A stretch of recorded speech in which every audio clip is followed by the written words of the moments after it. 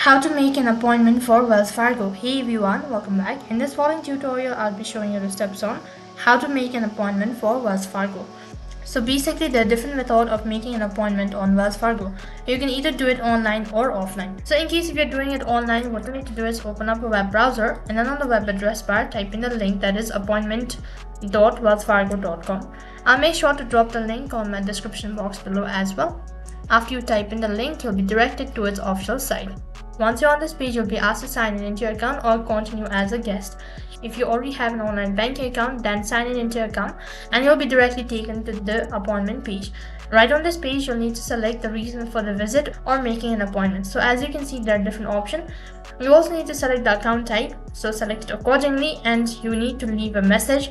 On the other page, you'll be notified that the application has been successfully submitted. You'll be notified through an email for the scheduled time and dates. Wait for them to respond to your email. Apart from this, what else you can do? You can also do it in person.